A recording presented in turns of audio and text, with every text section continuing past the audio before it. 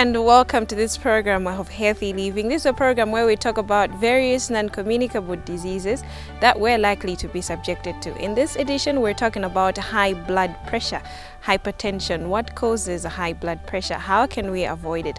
What are some of the home remedies that we can take to avoid this problem? My name is Serah Makondetsa. Let's stay together.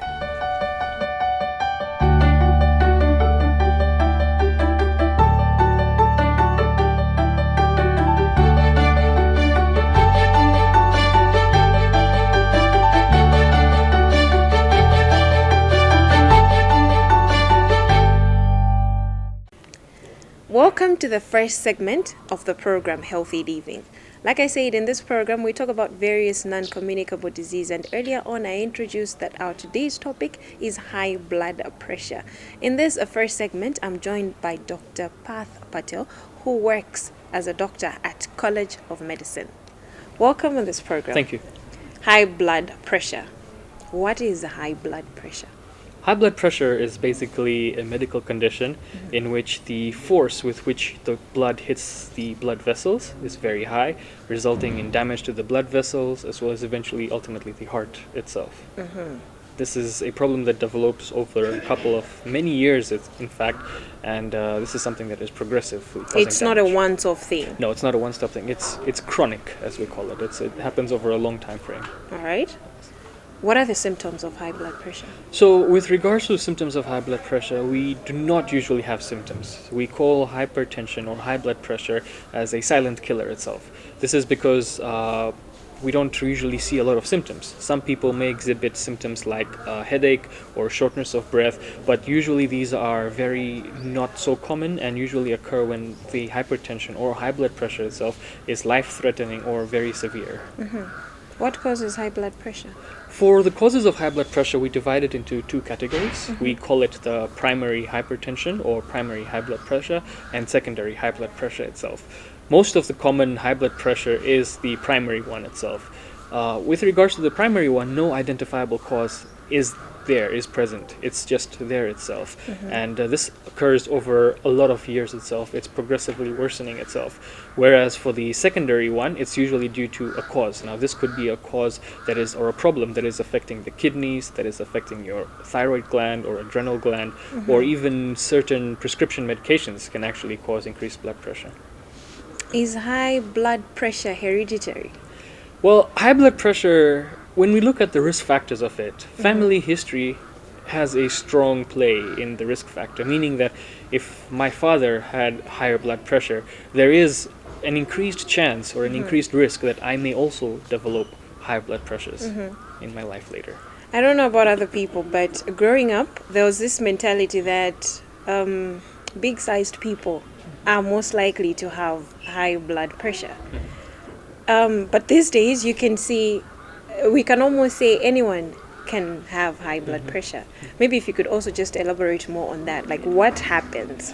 Well, certainly. I mean, as you say, being big, which in medical terms we either call it either overweight or obese, this is one of a risk factor of high blood pressure. Now, when we say risk factors, these are the things that increase your chances of getting a certain disease. So one of the risk factor of high blood pressure is obesity or being overweight itself.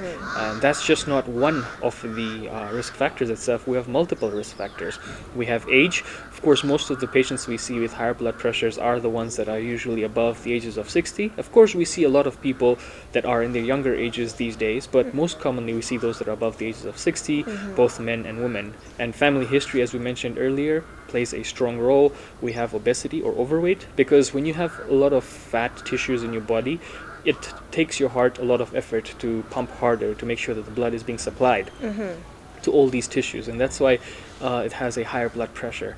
We also have physical inactivity. If we are not fit itself, we can have higher blood pressures, but also some of the things like dietary risk factors itself, like usage of salt. I think we use a lot of salt in our food over here, especially. Yeah. Salt It adds taste. It really does add taste. However, salt has a component of sodium in it, and what sodium does is basically holds the water back into your body, meaning you're not able to release that water. If you have a larger volume of fluid in your body, there's a higher blood pressure itself. So salt is one of the causes of higher blood pressure. But also we have excessive consumption of alcohol as well as smoking or chewing tobacco to be one of the major causes of hypertension itself, or high blood pressure, as we put it in simple terms. You mentioned a certain age. You said most of the people that are subjected to high blood pressure, 60 and above, but there are cases of lower ages. Yes. Why that particular age? I think it's a whole trend of global shift, like what we look at in terms of our lifestyle changes itself. The food that we eat these days, the stress that we're exposed to, we go through a lot of stress, and stress itself is a huge factor in terms of high blood pressure itself. But also in terms of the activities that we do, we see most of our jobs are making us to commit from 7 to 5. People don't usually have a lot of time to go and go for a run or a jog or work out, a lot of physical inactivity. Eventually all this predisposes you in a cumulative way to higher blood pressures. And how about those particularly at 60 and above? Well, those above the ages of 60, as I say, that high blood pressure is a chronic problem. It's a long-standing problem. Eventually, there have been damage resulting to the blood vessels itself, which eventually results damage to the heart. So, as I said, it's a progressive and chronic condition. It may have been noted that this condition may have started very earlier in their ages, but they might have not known because there are no symptoms. Kept going. It kept going. Eventually, when you find out at the ages of 60, there has been a lot of damage that has been done, and you are now showing up with this. Preventive measures that one can take to prevent high blood pressure before we get to the fact that maybe somebody already has it, but the preventive measures that one can take. I think in terms of preventive measures, it depends on our lifestyle every day. We need to ensure that we're healthy living, eating very healthy foods, not just healthy foods, baby. If you could also just break it down. Well, healthy foods, simply we're looking at the whole balanced diet in terms of our fat intake, our protein intake, as well as the carbohydrate intake. Like how we were taught back in school, we have the different components of food that give us a balanced diet. We need to look at the balanced diet component. We need to make sure that our salt intake, which we all like a lot because it gives us taste, but adding extra and extra. But we need to make sure that our salt intake is more moderate and not excessive. But also when we're looking at the other aspects of lifestyles in terms of your activity level, exercises, workouts, we need to make sure we're working out, as well as trying to reduce our weight to an optimal level itself. Yes. But also trying to reduce the alcohol intake that we have, and if possible, quit every form of tobacco, either chewable or smoking itself. All right. And those that already have it, what are some of the measures that they can take, maybe apart from taking medication? What are some of the measures that they can take to keep it at normal, if I may call it? Yeah. Well, before we start medications with any patients that have been diagnosed with high blood pressure, we put them through the same lifestyle modification before we start any medication. That is the same things that we do. We ask them to increase their physical activity. We ask them to change their diet, reduce salt intake or alcohol intake. Those are certain steps that we actually take in the first stages of managing any patient with high blood pressure. However, in the long run, we do see that they do require medications because just lifestyle control itself is not working out. Sometimes it gets out of hand. That's why we need to give them medication itself. But as you said, before we get to the medication stage, it's important that we look at the lifestyle modification bit itself. People need to be living healthy overall. Be fit, make sure that there's not taking a lot of stress, not a lot of alcohol and smoking, and just a balanced lifestyle itself.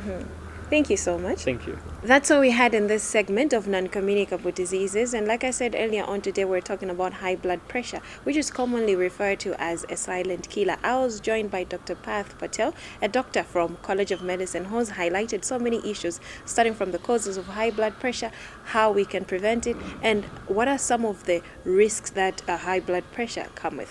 Be there for the next segment.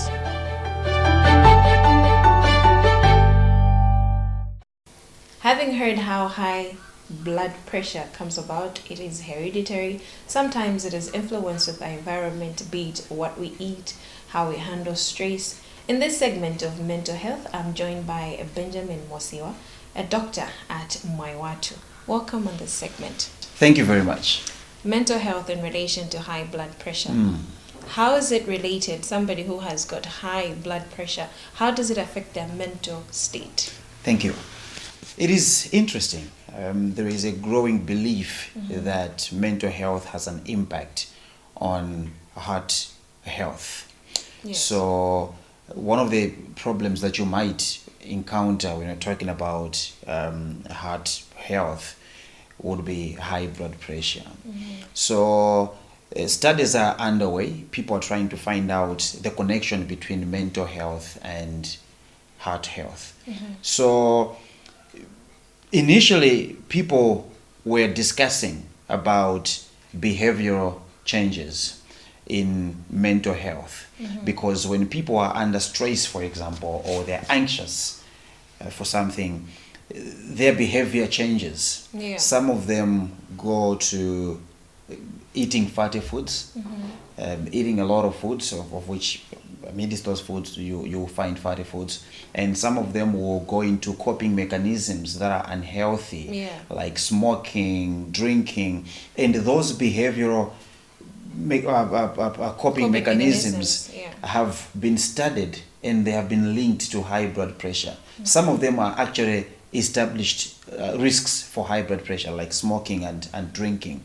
And as science has been advancing, people have been studying also some physiological possibilities where when someone has stress or has a mental health problem, some of the mental health problems might actually stimulate the body to produce some hormones like cortisol, adrenaline. Yes. And those hormones, when they are overwhelming the body, it has been proven or it has been discovered that they can actually predispose someone to high blood pressure or heart conditions. So there's a growing belief that mental health can have a direct impact on heart health and specifically high blood pressure. How we handle stress, most of the times it's a common phrase which people just say. I'd say it in Chichewa. Things like those, Yeah, like let's say to link situations that happen around them leading to BP. How does the stress that comes in somebody's life, how does that relate to high blood pressure? Of course, as I said earlier on, that when people are experiencing mental health problems, some of them, in most of them, as we said, physiologically, there are things or hormones that are produced which have been linked to high blood pressure. So in a social setup, of course, we have used those words like BP. For some of them, they just, refer to the way someone feels.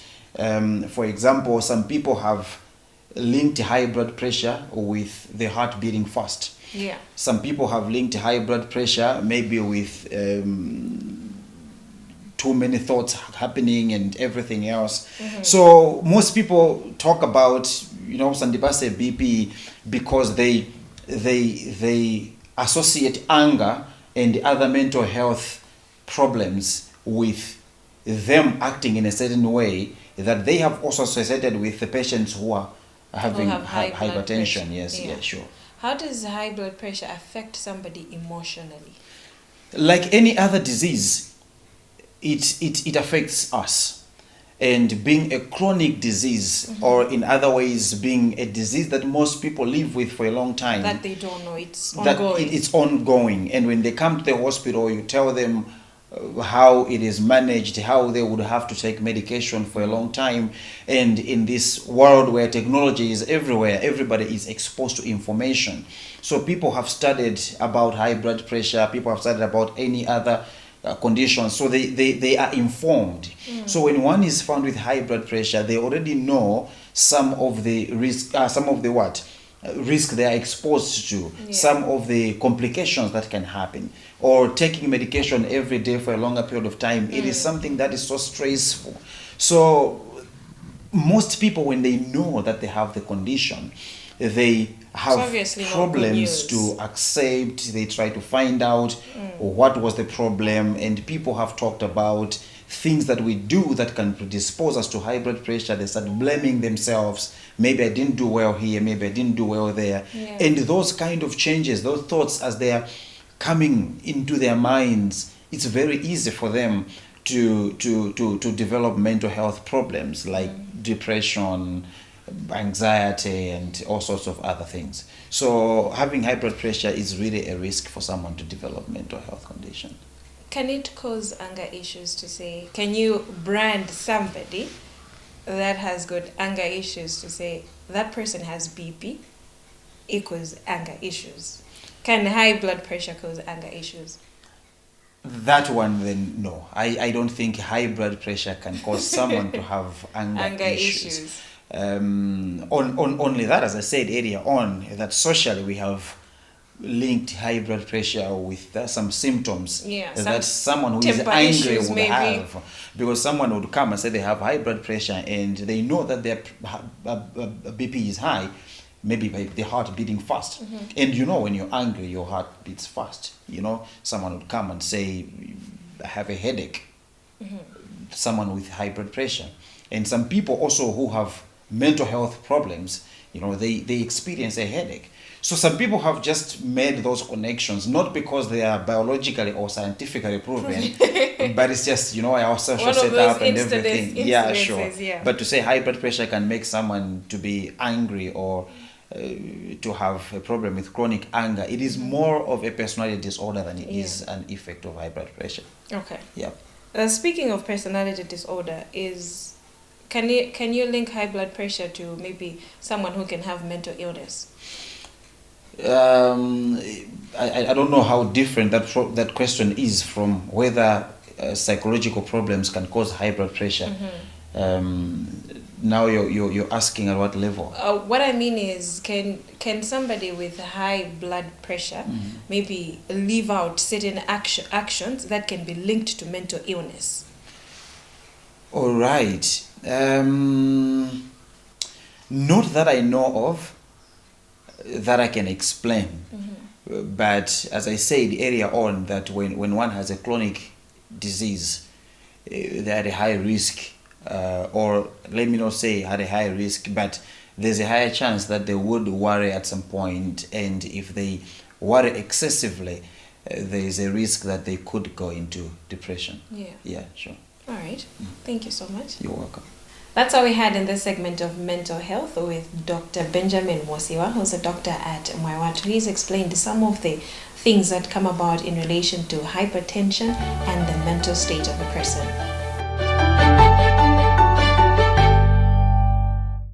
Having heard some of the causes of hypertension, the next segment coming is about exercise. This is one of the remedies that we can take to prevent or reduce the risk of high blood pressure.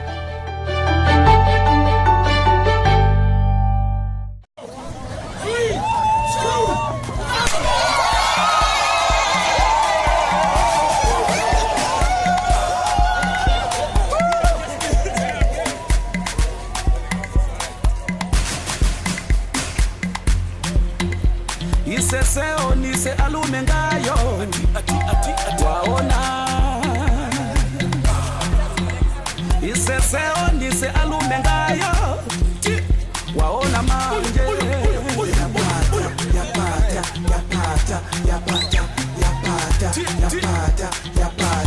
yapata alila nayo Iseseo nise alume ngayo waona Iseseo nise alume ngayo waona. Zina langa ndine Hems Mpahua. Izizi zimathandiza fitness ya thupi kuti thupi lizikhala lomasuka. Ndifa chake ndinaganza nati ndijoine nayo kuti ndithamange nawonso. Ukamathamanga nthawi zonse umapezeka nati thupi lako likubwera lili bwino, lili ndi mphamvu, matendanso amathawa nthupi. Tiyenera tizitenga gawo anthu amene samakonda zothamanga ndiye nakwawo nati azibwera kumathamanga kandi mawa amene kumathamanga ncholinga chonena kuti thupi lawo lizikhala la fiti lopanda matenda.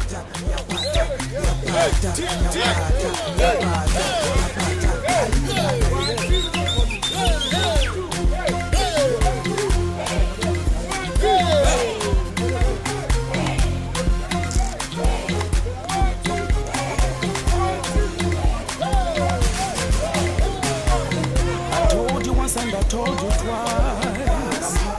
You should have believed.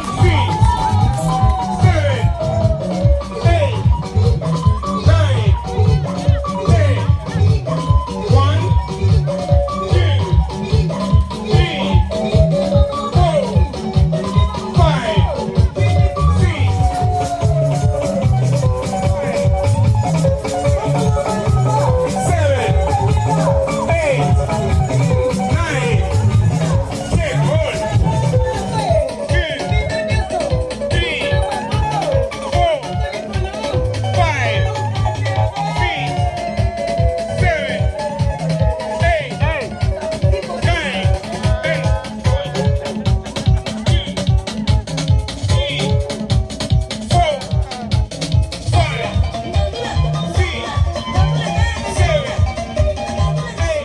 Gloria Mzumara zimathandiza kuti munthu uzikhala thupi lolimba komanso ukhale thupi size yabwino health kuti fitness and health.